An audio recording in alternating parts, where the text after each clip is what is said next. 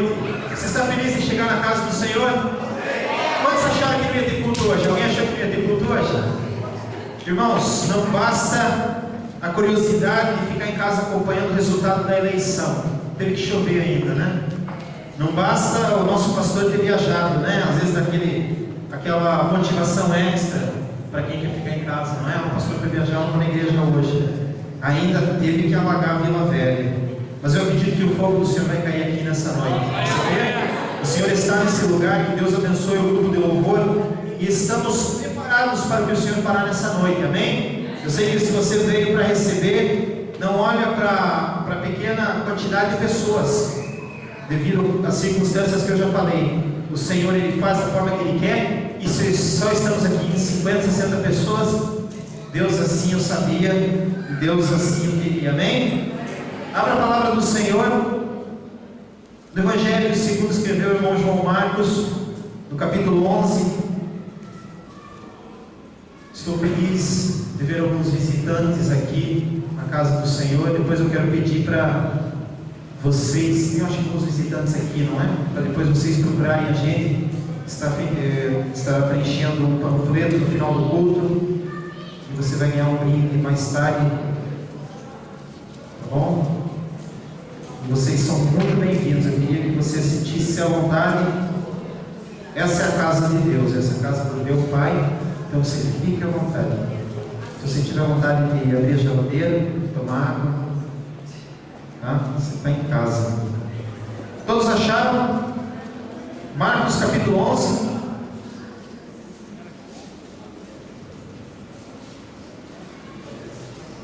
Vamos lá? O primeiro versículo até o 11, que diz assim: quando se aproximavam de Jerusalém, de Betfagé e Betânia, junto ao Monte das Oliveiras, enviou Jesus 2 dos seus discípulos e disse-lhes: ide à aldeia que aí está diante de vós, e logo ao entrar achareis preso um jumentinho, no qual ainda ninguém montou. Desprendei-o e trazei-o. E se alguém vos perguntar: por que fazeis isso? Respondei: o Senhor precisa dele, e logo o mandará de volta para aqui. Então foram e acharam o jumentinho preso junto ao portão do lado de fora da rua, e o desprenderam. Alguns dos que ali estavam reclamaram: que fazeis soltando o jumentinho? Eles, porém, responderam conforme as instruções de Jesus. Então os deixaram ir. Levaram o jumentinho, sobre o qual puseram as suas vestes, e nele Jesus montou. E muitos estendiam as suas vestes no caminho, e outros ramos que haviam cortado dos campos. Tanto os que iam adiante dele, como os que vinham depois, clamavam: Hosana. Hosana, que quer dizer: salve-nos agora, reina sobre nós agora, salve agora. Isso quer dizer Hosana, tá, irmão? Salve agora.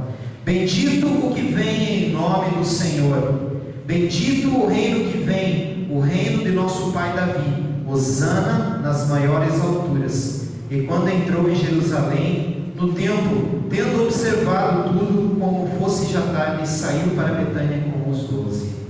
Amém? Vamos estar orando e pedindo que o Senhor tome a direção, continue na direção desse culto. Amém?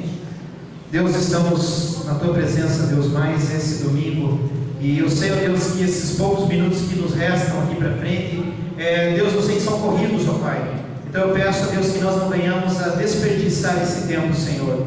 Deus, tira o Teu servo daqui do altar, Senhor, que eu seja um canal, ó Deus. Não deixa, Senhor Deus, aparecer nesse lugar, mas que o Teu Espírito Santo tome a direção. Deus, eu quero pedir a Deus que nós não queremos sair da mesma maneira, mas queremos sair daqui edificados e transformados pelo poder da Tua palavra. E eu peço, Senhor Deus, que no final desse culto nós possamos ver o Teu fogo cair nesse lugar. Deus, e no final nós daremos toda a honra e toda a glória ao nome de Jesus. Quero ver um amém bem pentecostal. Você pode se assentar. Amém? Esse foi pentecostal. Que bom. Irmãos, hoje é um dia muito importante para nós, um dia importante para a nossa nação. É um dia onde será decidido os próximos 4 anos, não é? Vamos continuar com a presidente Dilma ou presidente aí, não é? E andando pelas ruas hoje você poderia ver, você conseguia perceber no ar aquela curiosidade, não é? Não é, é muito mais do que um campeonato, uma final de campeonato, é uma coisa que vai interferir totalmente na nossa vida daqui para frente, nesses próximos anos. E uma coisa interessante, hoje de manhã na escola dominical, na IBD, a mensagem tinha tudo a ver com a eleição. Falava sobre Sadraque, Mesaque e Abdenego, ou Ananias, Misael e Azarias, não é? Aqueles 3 homens valentes que não se prostraram diante da imagem, não é? De Nabucodonosor. Quando saiu o som, eles permaneceram em pé. E esses são os dias que a Igreja do Senhor se encontra aqui no Brasil, na América, dá para dizer em toda a Igreja do Senhor na face da terra. Tem sido muito difícil você colocar o reino de Deus em primeiro lugar e entender, Senhor, aonde que eu posso cumprir o meu direito de cidadão sem interferir na minha fé. E nós que somos servos do Senhor sabemos que esses são dias complicados, em que a maldade tem aumentado em todos os lugares, a apostasia tem aumentado, Satanás tem entrado dentro de igrejas, tem tirado o foco e visão de muitos líderes. E eu quero nessa noite expressar a minha preocupação. Porém, Jesus avisou: nos últimos dias o amor de muitos esfriaria, não é? Pais seriam contra filhos, irmãos contra irmãos. Quando você vê um pregador avisando que o mundo vai ficar bom e vai ficar tudo perfeito e Deus vai trazer um avivamento e todo mundo vai ficar convertido, não acredite, não bate com o que o Senhor Jesus falou. Eu quero entrar nessa palavra. O pastor Ziel, na sexta-feira, meia-noite, bem cedo na manhã, meia-noite, mas assim, ele me ligou e falou: Niro, eu preciso que você se prepare que eu vou estar viajando. Acabei de fechar uma passagem e não era programado, mas eu vou passar os 11 anos com a pastora Daiane. E ele se mandou para Criciúma, Santa Catarina, bem longe daqui, os irmãos sabem. Tem algum catarinense aqui? Nenhum, né? Nenhum. Só eu? Não. Só eu. Tá bom. Que sotaque diferente que vocês têm, viu? Aproveitar agora que o pastor Zé está aqui. Vocês têm um sotaque muito diferente, mas tá bom. Irmãos, a palavra do Senhor nos conta essa história onde Jesus, no domingo, tem a sua entrada triunfal em Jerusalém. Você poderia chamar uma coroação falsa de um rei verdadeiro. Por que eu falo isso? Quando Jesus fazia milagres, ele sempre dizia o quê? Não vai e não conta para ninguém quem me curou. Automaticamente as pessoas vazavam a história e ficavam sabendo: Jesus me curou. Aquele era o homem cego de nascença, aquele era a pessoa das mãos mirradas, e as pessoas começavam a ver o testemunho. Mas nesse caso Jesus não se preocupou de o consagrar em rei. Na época de Israel, desde os tempos remotos, antigos, na época do rei Davi, o rei ele era consagrado como? Ele era colocado num jumentinho, e então o sacerdote vinha, ungia, apresentava, geralmente ia no Monte Hebron, em algum lugar propício, e ali ungia e apresentava, e tocava seu chofar, e chamavam-se todas as pessoas: eis o rei de Israel. Jesus, de certa forma, nesse momento, ele é apresentado com uma entrada triunfal em Jerusalém. Olha que interessante, a multidão corre para receber Jesus. Só que interessante que Jesus fala no começo aqui: vão a uma aldeia, no versículo 2, e tem aí um jumentinho, no qual ainda ninguém montou, desprendei-o e trazei-o. E eu queria que vocês percebessem uma coisa, que no domingo Jesus foi aclamado rei, não é? Jesus foi aclamado: salve aquele que vem em nome do Senhor, do nosso rei Davi, hosana nas alturas, esse é o nosso rei. E se prostravam e colocavam palmas para aquele jumentinho passar em cima, não é? Só que tem um detalhe: na segunda-feira, sabe o que Jesus faz? Quando você vai lendo a sequência do capítulo e nos próximos capítulos, o 12, na segunda-feira Jesus amaldiçoa a figueira. Olha que interessante. Jesus era para chegar e: opa, agora eu sou rei de vocês. Começar com bênção, começar com coisa boa. A primeira coisa que Jesus faz, ele olha para aquela figueira, não tinha fruto, e Jesus com fome, ele diz assim: figueira, você vai secar, você está amaldiçoada. Isso tudo tem uma simbologia. Assim como o profeta Jeremias, ele sempre fazia uma simbologia. às vezes ele rasgava as suas vestes, às vezes ele pegava uma trouxinha, enfiava nas costas, fazia um muro no buraco e fazia uma... Quando você estava aqui domingo passado, lembra que eu fiz uma dramatização aqui? Tudo foi meio improvisado na hora, o Espírito Santo deu a ideia, eu fui fazendo. Dessa forma, eu dei uma de Jeremias aqui, não é? Fazendo uma dramatização daquilo que eu estava falando. E Jesus naquele momento, de uma forma profética, ele olha para aquela figueira, se referindo aos seus filhos que não tinham frutificado, a nação escolhida, a nação de Israel. E nesse mesmo dia Jesus vai ao templo, não é? A primeira aparição pública de Jesus, onde Jesus se manifesta, não é? E Jesus naquele momento, o que ele faz? Ele expulsa os cambistas. Ele vê aquele comércio ilegal, as pessoas fazendo câmbio de moeda de César, não era autorizada a esfinge de César dentro do templo, então os sacerdotes estavam ali e cobravam taxas exorbitantes para fazer a troca. Eles inspecionavam o gado, as ovelhas que seriam apresentadas, eles achavam um manchinho e diziam: esse animalzinho não passa, então você tem que comprar um dos nossos, e cobravam ali 3, 4, 5 vezes mais o valor do animal, e os sacerdotes faziam caixa 2 e enriqueciam. Ainda bem que não existe mais isso hoje na igreja do Senhor, amém? Amém, foi meio fraco, né? Eu sei porque você foi fraco, porque existem, não é, irmãos? Na terça-feira, diga comigo, terça-feira é o dia do ensino. Terça-feira é o dia do ensino. Você que nunca veio para a igreja na terça-feira, então aprenda, é o dia do ensino. Desde quando eu era criança, os irmãos da Assembleia lembram, terça-feira é o culto de doutrina, não é? Interessante que eu estava fazendo um estudo e na terça-feira o que Jesus fez? Irmãos, eu não estou montando uma doutrina aqui, eu estou criando um paralelo. Jesus ensina, ele fala palavras de sabedoria, não é? Ele passa a terça-feira ensinando. Você pode acompanhar isso tanto em Marcos, Mateus, em Lucas. Na quarta-feira, Jesus é ungido por Maria de Betânia, quando ela vem, quebra aquele vaso com perfume, um unguento preciosíssimo. E naquele mesmo dia, Judas, eu acredito que movido por aquele momento, porque ele vê a mulher quebrar aquele vaso tão valioso nos pés de Jesus, e ele diz assim: que desperdício, daria para dar para os pobres. Vocês conhecem gente assim que vem para a igreja e fala assim: por que a igreja construiu aquela parede? Por que não vai lá dar para os pobres? Por que investiram e compraram cadeira? Por que não foram lá pegar lá na Cracolândia, trazer aquelas pessoas de lá? Vocês conhecem pessoas assim? E Jesus fala assim para Judas: os pobres você sempre vai ter convosco. Ela na verdade está me ungindo, porque eu estou indo para a cruz. Interessante que Judas naquele momento, a Bíblia diz assim que ele fica indignado com Jesus, porque ele metia a mão na bolsa. Sabe o que isso quer dizer? Ele carregava, ele era o tesoureirozinho do grupo, e ele carregava a bolsa.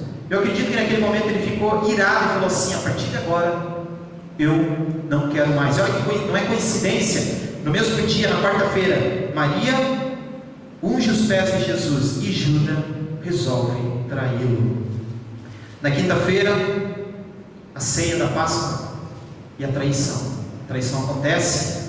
Por que Judas leva Jesus até aquele lugar? Porque se fosse preso publicamente no centro, na praça, as pessoas, eles tinham medo que as pessoas iam, não é, fazer uma revolta, tentar libertar Jesus, aqueles que seguiam Jesus. Então eles dão aquelas 30 moedas de prata para Judas, e Judas leva num lugar onde só Jesus e os discípulos sabiam, não é? Irmãos, eu sempre digo, Judas vendeu o mestre, o Criador, por 30 peças de prata. E você olha e diz assim: nossa, só isso? Hoje muitos de nós trocamos Jesus por um programa de televisão. Muitos de nós trocamos Jesus por uma novela. Muitos de nós trocamos Jesus por um rabo de saia, não é, irmãos? Que nós venhamos a entender, Judas sim fez uma péssima escolha, mas que nós não venhamos fazer pior escolha do que ele fazia. Na sexta-feira vem o julgamento por Pilatos. Jesus é apresentado ante o sacerdote, o sumo sacerdote, Anás e Caifás, e ele é apresentado diante do governador Pilatos, vai até Herodes, e ele é crucificado. O sábado, você vai ver ali na sequência, não fala nada, fala que no final da noite, na sexta-feira, não acontece nada, até no domingo, quando o Rei dos Reis ressuscita. Amém? O sábado foi vazio, não é? Deus sempre guardou o sábado, não é? Os religiosos da época diziam para Jesus: você não pode curar no sábado, Jesus, você não pode fazer isso no sábado. Jesus falava: quem é maior, o sábado ou o Senhor do sábado? O Senhor do sábado, no sábado ele estava lá pagando os preços dos meus e dos teus pecados. Ele estava arrancando das mãos de Satanás as chaves da morte e do inferno. O Senhor do sábado, aquele que veio para cumprir o sábado, estava nos resgatando para a vida eterna. Glória a Deus por isso. Então Jesus chega no domingo, não é? A multidão grita: Hosana, não é? A gente acha que Hosana quer dizer bendito é o que vem em nome do Senhor. Não, irmãos. Hosana quer dizer salve agora. Olha que interessante. Em 5 dias essa mesma multidão vai estar dizendo: crucificai, crucifiquem ele. Quando Pilatos mostra Barrabás ou Jesus, soltem Barrabás, mate Jesus. Eu queria que você entendesse uma coisa: o Senhor Jesus não fica surpreendido com os nossos gritos de aleluia, ou às vezes a nossa meia adoração. Sabe, a mesma multidão que gritou e adorou e prestou um culto racional naquele momento, com 100% de entendimento, e falava: bendito é o que vem, aquele que vem da linhagem de Davi, ele é o Messias, bendito ele que faz milagres. É a mesma boca que mais tarde vai dizer assim: matem esse homem, solte Barrabás.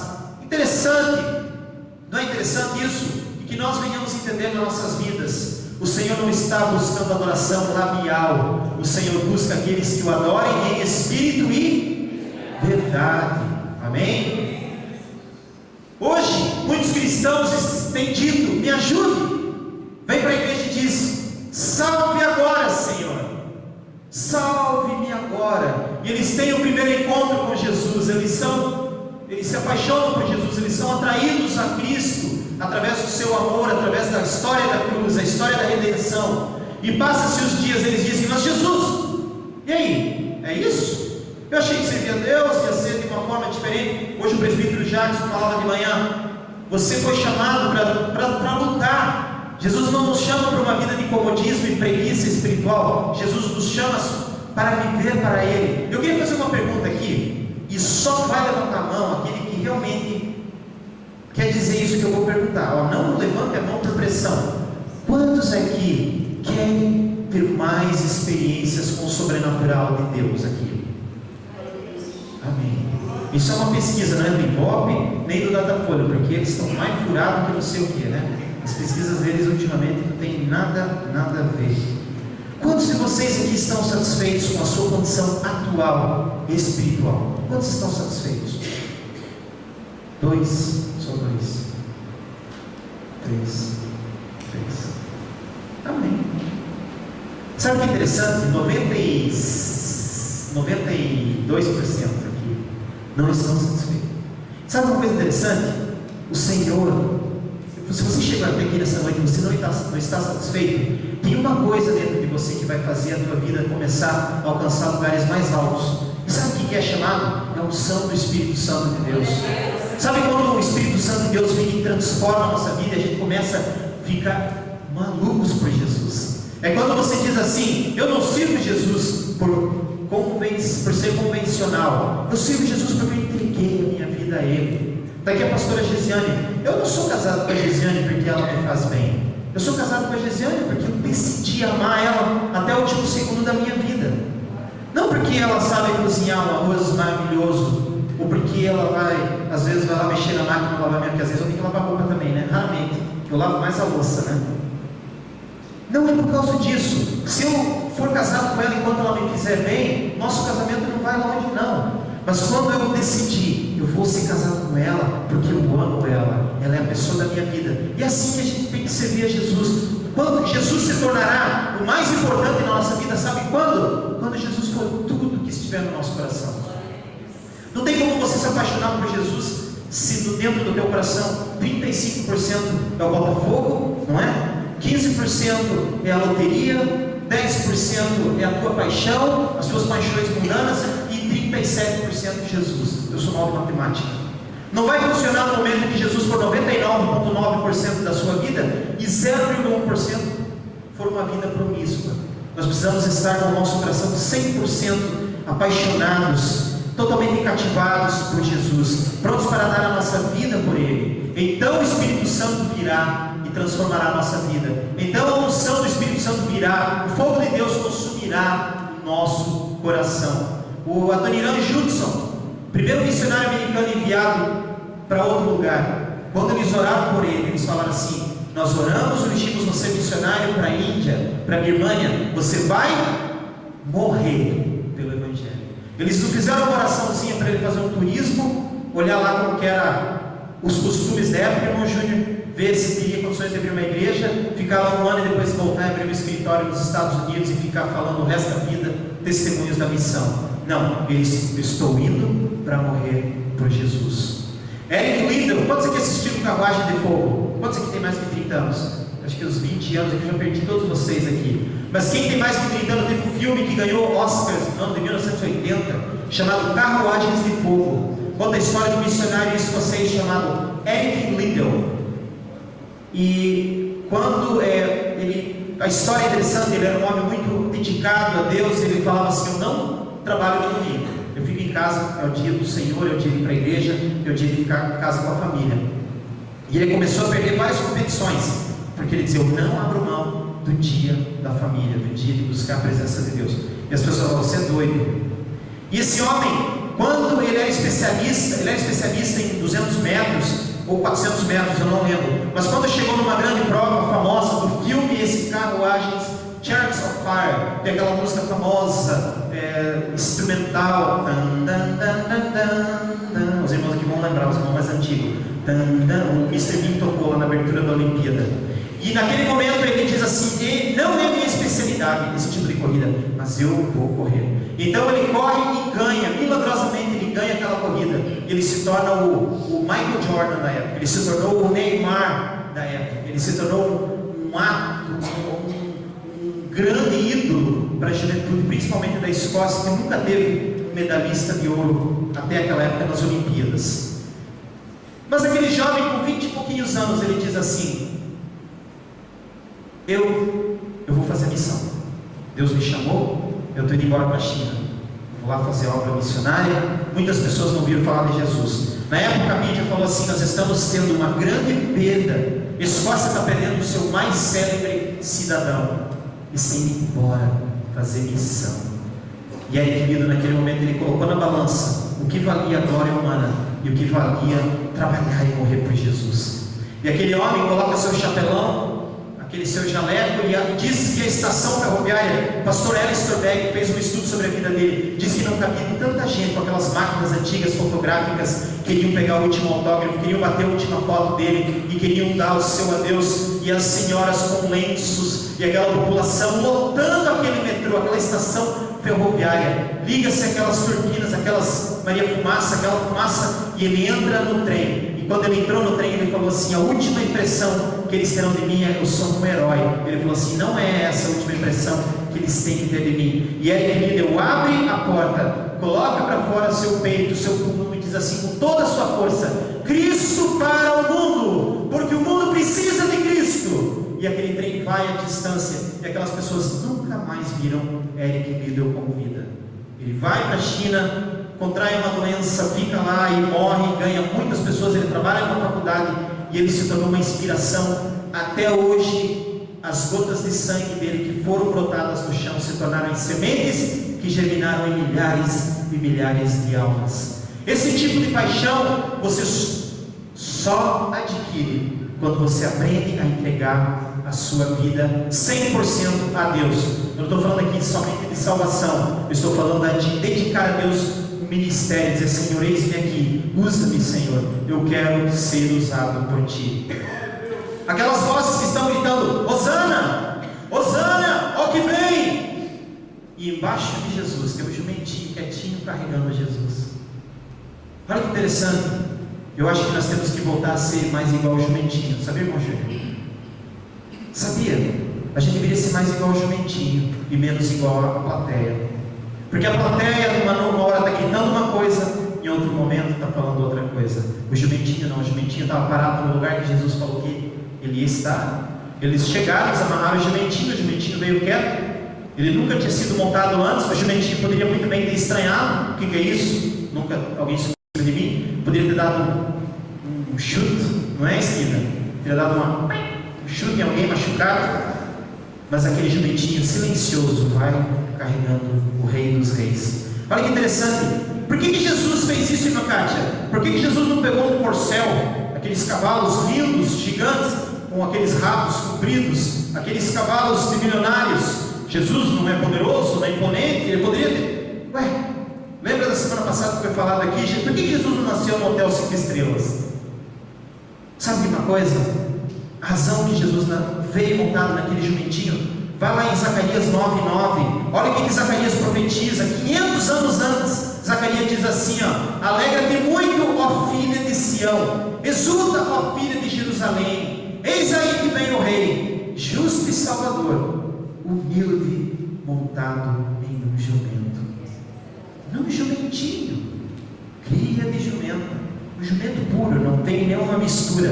E o povo de Israel diz: aí o cumprimento, chegou Jesus, Ele é o nosso Salvador. Só que tem um detalhe: Jesus não cumpriu o próximo versículo, porque o versículo 10 diz assim: destruirei os carros de Efraim e os cavalos de Jerusalém, e o arco de guerra será destruído. Ele anunciará paz às nações, o seu domínio se estenderá de mar a mar, e desde o Eufrates até as extremidades da terra. E aqui encerra a profecia messiânica.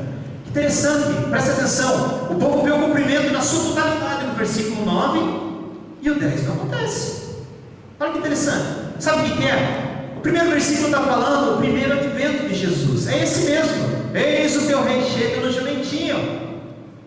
E o segundo está falando do segundo advento de Cristo, quando Jesus voltar para guerrear a favor de Israel. E o povo não conseguiu entender isso, por isso que vai passando os dias. Chega na segunda-feira, o primeiro pronunciamento público de Jesus é o quê? Entrar no templo e tirar toda aquela corja de mercenários, ganhando dinheiro às custas do povo, vendendo, fazendo aquelas arruaças, vendendo galinha, pomba, cabrito dentro da igreja, aquela bagunça. E Jesus vem, quebra tudo, chuta as mesas, pega o chicote, bate com vontade e diz assim: sumo daqui, seus bandidos. Jesus já perde ali 30% dos eleitores. Aí chega mais tarde, Jesus vai fazendo um após o outro milagre, e eles vendo: Jesus, você não vai ser aquele. E eles começam a ver: peraí, esse não é o Jesus, porque só aconteceu a primeira parte do versículo. A questão toda é que Israel verá novamente o Senhor naquele dia, quando os céus se abrirem e Jesus vir um cavalo branco, imponente, glorioso. Na coxa dele vai estar escrito: Rei dos Reis, e atrás dele, junto à igreja, então salvará Israel. Israel dirá: eis aí vem aquele do versículo 10, que a gente não teve paciência de esperar. Sabe de uma coisa? Jesus não vem para fazer um show. Jesus não vem só porque Davi montou no jumentinho. Sabe o que Davi estava fazendo? Jesus estava cumprindo o propósito do Pai. Meu Pai falou e profetizou que isso aconteceria. Eu vim para fazer conforme o propósito do Pai. Só que agora eu quero focar um pouquinho naqueles dois discípulos que Jesus mandou buscar o jumentinho. No capítulo 21 e 2 de Mateus tem um paralelo com essa história. Em Lucas 19 também fala isso. Jesus diz assim: olha o que ele fala: vão à aldeia que está diante de vós, e quando vocês chegarem lá, vocês vão achar preso um jumentinho, no qual ainda ninguém montou. Desprendei-o e trazei-o. E se alguém vos perguntar: o que vocês estão fazendo? Por que fazeis isso? Respondei: o Senhor precisa dele. Repita comigo assim: o Senhor precisa dele. Agora repita assim: o Senhor mandou. Você já viu aquela ocasião que você chega para a pessoa e fala assim: por que você está fazendo isso mesmo? Porque Deus mandou. Aí o que você faz? Sai fora. Eu sempre digo: tem duas circunstâncias. Ou a pessoa está usando do evangeliquez, ela sabe o jeito de cortar rápido, não é? Existe isso. Pessoas que dizem: o Senhor mandou. Eu estou vindo aqui porque o Senhor mandou, e Ele mandou você me emprestar R$1.000. Mas vai dizer assim: quando o anjo veio e falou para você, deveria falar para mim.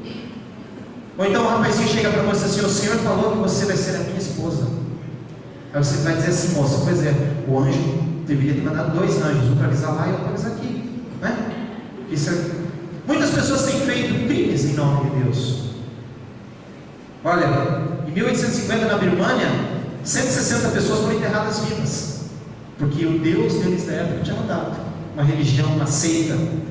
Em 1500 na Índia, começou um processo onde mais de 2 milhões de pessoas da seita THUG, o Igor provavelmente sabe falar, eu não sei. 2 milhões de pessoas foram assassinadas por causa do falso Deus.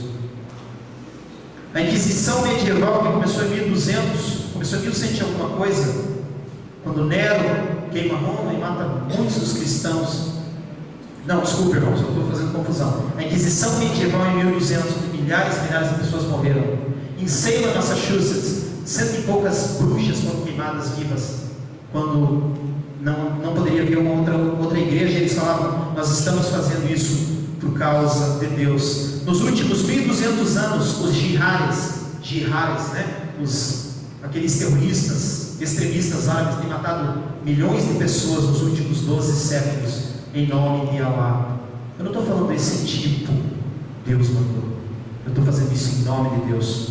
Eu estou falando, quando Deus vem e fala para você, faz isso, e vai acontecer isso. E quando você chegar lá, vai acontecer isso, e eles vão fazer isso, e você vem para cá, e aí acontece isso. Olha que interessante, Jesus fala para eles, vão lá, vocês vão ver o jumentinho parado, mas vocês vão lá, desamarra ele. Parece até simples. Vou dizer para você, Charles, uma coisa, um exemplo. Charlinho, amanhã você pega, vai naquela concessionária lá em Vitória, onde tem todas aquelas Maserati, aquelas Ferrari, vai lá, escolhe aquela vermelha que está lá na frente, entra dentro, dá partida e vem. Se alguém perguntar alguma coisa, você fala assim, pastor Nilo mandou. O que vai acontecer? O Charles na capa do jornal, na tribuna de Vitória, não é? E o meu nome lá também, né? O álibi dele, você preso, mais vezes você preso, não é? Você já tentou fazer isso? Chega na concessionária e... Irmãos, olha a probabilidade disso acontecer. Se você queria tentar pegar o contexto, provavelmente Jesus esteve lá antes, falou com alguns dos seus seguidores e falou assim, eu vou mandar 2 discípulos e eles vão falar essas e essas palavras. Aí você pergunta, certifica, e se eles falarem isso que o mestre mandou, você pode, talvez. A Bíblia não conta nenhuma das três versões, dos 3 evangelhos mostram, nos explicam o que aconteceu por trás dos bastidores. Mas o que eu quero que você entenda nessa noite é que se o Senhor falou para você, você vai aqui, vira nessa rua, quando você chegar lá vai acontecer isso, sabe o que vai acontecer? As coisas vão começar a acontecer da forma que o Senhor falou que vai acontecer. Na hora que você começar a obedecer a Deus, ministerialmente, tudo vai acontecer conforme o Senhor falou, porque Ele é fiel. Sabe, às vezes a gente obedece ao Senhor, igual Júlio, já aconteceu isso comigo. Deus fala, quando você chegar naquela cidade, fulano vai vir falar com você, uma pessoa virá falar com você e vai falar isso, isso e isso. E quando a gente chega e a pessoa fala, você fica assim, exatamente como Deus falou. Era para mim ficar sentado agora, mas o Senhor já tinha falado. Quando a gente aprende a obedecer ao Senhor. E olha, uma coisa, aquela pergunta que eu fiz no começo, todos que aqui chegaram querem mais do Senhor. O Senhor não chamou você só para ficar no banco. O Senhor não chamou você só para ouvir e ir embora. E Deus queira que domingo que vem seja melhor. E Deus queira que domingo que vem seja melhor. E Deus queira que quinta-feira o pastor Zé me ligue para me chamar para vir aqui, porque eu estou programando para o próximo domingo. Deus não chamou você para isso. Deus chamou você para exercitar um dom que há dentro de você. Deus chamou você, após o batismo, após a conversão, Ele diz, sejam cheios do Espírito Santo de Deus. Deus chamou a gente para ser abundante na obra dEle. Vamos trabalhar para o Senhor. Não há mais tempo. Eu nunca esqueço quando, no mês de junho de 2012, Deus falou comigo e disse, Liro, eu estava muito satisfeito com a minha vida, com a minha forma, com a forma que estava indo as coisas, e Deus falou comigo, se você quiser outra coisa, eu tenho outra coisa para te dar. Lembra das promessas? Eu lembrei de todas as promessas, e Deus falou, é a hora, é agora, ou você vai ou você não vai. Eu larguei tudo. Falei com vários amigos meus, pastores, e todos falaram a mesma coisa, se o Senhor me chamou, não olha para o teu preparo, não olha para as tuas limitações, vai, você não vai ter outra oportunidade dessa. Deus foi fazendo as coisas, a gente programou de vir para o Brasil em 1 ano, 12 meses dá tempo de se preparar, dá tempo de começar a vender as coisas, dá tempo de achar um lugar para morar, dá tempo de achar onde nós vamos morar aqui no Brasil. Não, Deus falou, vocês vão mais rápido, e as coisas foram apressando, em 6 meses, 7 meses para ser exato, nós estávamos dentro do avião. Foi uma loucura conseguir se livrar daqueles móveis, foi uma loucura conseguir vender alguma coisa que a gente conseguiu, vendemos algumas coisas ali por 5% do valor. Você olha para aquele móvel e diz assim, eu nunca vou ter condições de comprar um desse lá no Brasil, eu ganhei isso aqui, no Brasil não vou ter condições, mas se o Senhor está mandando, Ele vai prover. E as coisas foram acontecendo e a gente não entendia nada e foi abrindo as portas. A princípio nós estávamos indo para Curitiba, Deus mudou as coisas, o pastor Zé convidou a gente para ficar aqui 1 ano. Quanto que faz 1 ano? Já fez 1 ano? Já fez, já passou. E é interessante, sabe o que aconteceu? Nunca conversei com a Zane sobre isso. O Steven no meio, a Zane na ponta e eu aqui. No momento que a turbina do avião ligou e que eles escurecem o avião, eles precisam escurecer, desligam todos os componentes eletrônicos do avião, né, para não haver uma sobrecarga. E no momento que escureceu o avião e aquela turbina na pista subiu em Boston, rumo ao Brasil, naquele momento, dentro de mim, as lágrimas que eu tinha segurado nos últimos 11 meses, ou os últimos 7 meses, brotaram. E eu comecei a chorar. Um misto de medo, confuso e ao mesmo tempo alegre, porque eu sabia que nós estávamos indo um novo rumo na nossa vida. E quando deu aquela piscada e a luz voltou, eu olhei para a Zane, ela estava igual eu, chorando. E eu falei, Senhor, o que nós estamos fazendo? Agora é tarde demais, o avião não vai mais voltar. Se tivesse como ele voltar, talvez a gente até mudaria de ideia, mas não tinha mais como. Senhor, a gente perdeu tudo. O que a gente está fazendo, Senhor? Nós somos loucos. E aí o Senhor foi falando, eu tenho algo maior para você. Eu tenho coisa melhor para você. Primeira pergunta que o meu pastor fez quando eu conversei com ele lá na América e contei o que Deus tinha pedido e o que Deus tinha colocado no meu coração. A primeira pergunta que ele fez para mim: quanto que você vai ganhar? Eu falei, pastor, 1/3 do que eu ganho aqui. 1/3 do que eu ganho aqui. Ele falou assim, eu acredito que foi o Senhor que te chamou. Se eu tivesse falado, pastor, vou ganhar 2 vezes mais, talvez ele ficaria duvidoso. A primeira vez que um rapaz que trabalhava comigo, quando ele soube dessa história, um menino que serve a Deus lá na América, ele falou assim, você é louco em fechar a tua empresa. E sabe o que eu começo a ver? Aqueles 2 discípulos indo para um lugar que eles nunca foram, para desamarrar aquele jequinho. Eu estou falando na linguagem nordestina agora. Vai desamarrar o jequinho. Nunca viu na frente. Quando você fizer da forma que o Senhor te falar, você terá os resultados que o Senhor prometeu que você terá. E quando você estiver fazendo a mesma coisa, eu estou falando, essa mensagem é ministerial. Muitas pessoas aqui, hoje o Senhor está falando que o Senhor quer que você comece a fazer as coisas diferentes. Eu fiz 20 anos isso. Eu tenho tratado a igreja, o pastor, os meus amigos, dessa maneira. O Senhor de vez em quando me lembra que eu tenho que obedecer aqui, mas eu acho que eu não estou pronto ainda. Se você não está obedecendo, não está valendo a pena. O Senhor Jesus, nosso Deus, Ele criou o sol. O sol queima, sabe quantos milhões de graus, irmãos? Eu fiz um estudo. O sol queima a mais de 15 milhões de graus. Ele dá o suporte e a energia necessária para o nosso planeta e toda a galáxia Via Láctea. O sol possui muita massa para a sua estrutura e a gravidade é muito maior do que o seu tamanho possa suportar. Os átomos de hidrogênio ficam tão apertados, tão comprimidos, que eles acabam se fundindo entre eles, criando alguns átomos de hélio. Isso é chamado fusão nuclear, exatamente como Einstein previa. Aí fala o nome desse negócio aqui, que chama-se E igual a mc ao quadrado. Sei lá o que quer dizer. Só que interessante uma coisa, o Sol já está lá há milhões de anos e obedece ao Criador. Deus não tem problema com o Sol.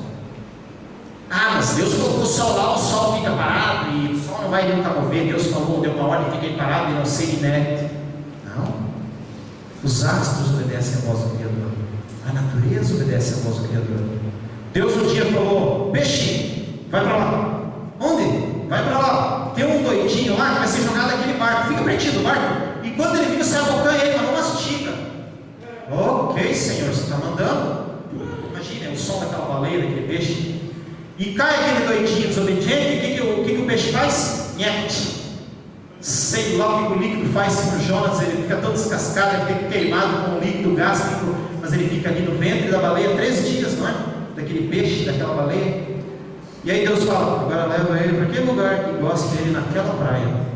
Teve uma outra ocasião que Jesus fala para Pedro: Pedro, vai lá, eles estão cobrando imposto, vai lá, joga o anzol, não é a rede dessa vez, e pega um peixinho, dentro vai ter uma moeda. Irmãos, Jesus mandou aquele peixe engolir uma moeda. Aquele peixinho engoliu uma moeda em algum lugar, e vai lá e pega aquele anzol. Está vendo que os animais, a natureza obedecem ao Criador, e às vezes a gente desobedece. Não porque eu sou um ser inteligente e eu tenho todo o direito de obedecer e desobedecer. Exatamente. E é por isso que a nossa vida não flui. Ah, mas o sol nunca teve outra opção. Teve. Está lá em Josué, capítulo 10, versículo 12. Eles estão matando e guerreando, e Deus está dando vitória. Isso aqui, o sol começa a baixar. E Josué olha para o sol e diz o quê? Sol, fica aí em Gibeon, e a lua fica lá no vale de Shalom. Eu quero que pare agora. E a natureza obedeceu. É claro, né? Que aí vem o teólogo e entende que foi a terra que parou, tal. Talvez foi mais fácil parar a terra, o eixo. Para mim não interessa. Se parou o sol, se parou a lua, se parou a terra. Mas a natureza obedeceu. E Deus deu vitória. E o porquê que às vezes a gente se acha no direito de dizer: Senhor, eu quero te servir, eu quero ser usado, Senhor. Eu sei que eu tenho esse problema, Senhor, mas me usa. E o Senhor diz assim: eu estou esperando você começar a obedecer. Eu já falei o que era para você ter feito. Ah, Senhor, mas eu preciso daquele revestimento que o Senhor ia me mandar. Mas eu vou te mandar, eu quero te mandar agora. Você está pronto a receber? Não, hoje não, Senhor. Hoje não. Pergunta para a pessoa do lado. Olha para ela agora. Eu não sou de fazer isso, né, irmãos? Mas hoje eu estou fazendo. Olha para a pessoa do seu lado e fala assim: pergunta mesmo, seja sério, olha no olho dessa pessoa e diz assim: o que Jesus mandou você fazer? Pode perguntar. Olha para o outro lado, pergunta para a pessoa que está do outro lado agora.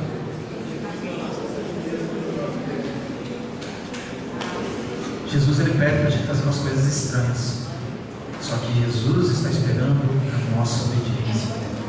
No momento em que a gente começar a obedecer, as coisas começarão a fluir.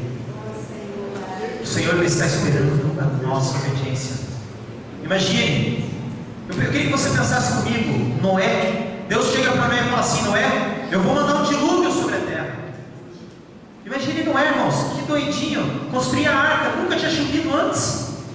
Nunca tinha chovido. Hoje, em Vila Velha, se fazer uma arca, eu sou o primeiro a entrar. Mas na época não chovia. Aí lá vai Noé com seu rock, não é, Charles? Rock, fazendo a arca. E nada, e o povo zombando. Noé, você está louco? Chuva? Isso não aconteceu? O que você está fazendo? Aí, eu lembro que os 2 discípulos falaram quando os homens vieram perguntar: o que você está fazendo com o meu jeguinho? O Senhor mandou. Não é meio chato, né? Imagine, irmão Luana, você vai fazer uma coisa, você vai lá e faz uma aplicação naquele trabalho. Alguém diz assim: o que você está fazendo, Luana? Você não tem a chance de comprar e pegar esse trabalho. Mas você vai dizer assim: o Senhor não. Ah, mas você vai conseguir? Não sei se eu vou conseguir. O Senhor não é?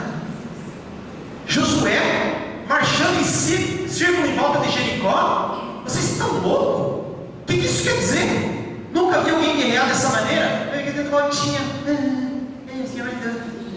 O Senhor mandou. Você está louco? Você quer mais um exemplo? Olha Neemias. Neemias, você está achando que se o Neemias estivesse hoje aqui, eu chamou Neemias para arrumar os buracos aqui, irmão.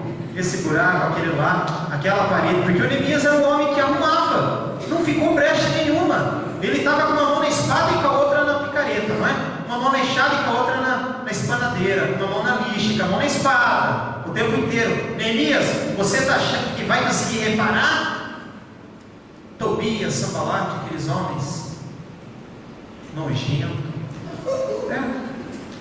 E o que o Senhor faz em 52 dias? Pode rir, Steve. É melhor rir aqui do que levar a puxadeira lá. 52 dias. Ele foi emancipado mais cedo. A idade adulta, meu filho. E o Pedro, irmãos? Pescou a noite inteira. Aí Jesus chega e fala: Pedro, todo mundo está limpando as redes, é hora de limpar a rede para ir embora. Na hora de, irmãos, a pior coisa é, eu fui pintor por muitos anos na América. Na hora de limpar o pincel, que as costelas já estão arrebentadas, irmão Júnior, e você está lavando aquele pincel, lavando as coisas, às vezes aparece uma pintinha preta na parede, um mosquito que veio e grudou na parede, e você, ai Jesus, eu vou sujar o pincel, você vai lá e enfia o dedo dentro da lata de mentira e vai lá com o dedo. A hora de ir embora, irmãos, é hora de ir embora. Aí Jesus chega e fala: Pedro, acabou de pescar? Foi bom o dia? Ai Senhor, foi terrível, hoje não deu nada, não vendi nada. Quase que fechei 5 vendas aqui, mas... Aí o que o Senhor fala para ele? Vai lá e joga ele do lado direito. O que Pedro fala? Olha, irmãos, olha a situação de Pedro. O cara que entendia tudo do mar da Galileia. Ele era perito naquele lago, não é? E todo mundo olhando. Ai Senhor, havendo pescado a noite inteira, não peguei nada, nem uma piabinha. Mas pela tua palavra, Senhor, eu vou jogar. Sabe qual foi o problema de Pedro, irmãos? Se obedecer a Jesus, o problema foi puxar a rede. Porque estava tão carregado de peixe que não dava. Quase que os barquinhos foi a pique, não é?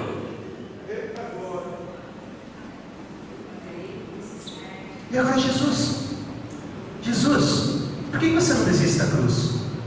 Senhor, você é nosso rei, Hosanas. Olha aqui, Satanás já te tentou, você já rejeitou a primeira chance de ser o dominador desse mundo. Ele ia te dar todos os poderes, todos os prazeres. E agora, Jesus, você vai morrer por esse povo? Senhor, você vai ficar nessa cruz, não vai descer? Desce daí, salva-te, salva nós mesmos. Não foi o que os ladrões falaram? Outros falaram, os religiosos da época olhavam e diziam: vê, não consegue, salvou todo mundo, curou todo mundo e não consegue salvar ele mesmo. Sabe quando o Senhor Jesus vai começar a usar eu e você muito mais? Quando a gente começar a crucificar a nossa carne. Quando a gente começar a dizer: Senhor, eis-me aqui, realiza em mim o teu querer. Irmão Júnior, pode vir aqui, os músicos. Eu não sei se seria demais eu pedir para vocês cantar aquela última música. E eles estão chegando aqui para dar impressão para vocês que eu estou acabando, só para tranquilizar a igreja. Mas sabe uma coisa, irmãos? Todas as perguntas, tudo que o Senhor poderia ter feito por nós, Ele já fez. Ele já colocou o Espírito Santo dentro de você. Ele te deu a palavra dele. Você tem o teu dia, você tem o tempo que você pode estudar a palavra dele. O Espírito Santo é aquele que caminha contigo, que guarda, te livra do perigo, é aquele que te capacita. Moisés tinha desculpa sei lá se era gago, fanho, não consigo falar assim. E o Senhor fala o quê? Mandarão então, você vai, Moisés, do teu jeito. Gideão fala: Senhor, eu sou o menor da casa de meus pais, eu não tenho condições, Senhor.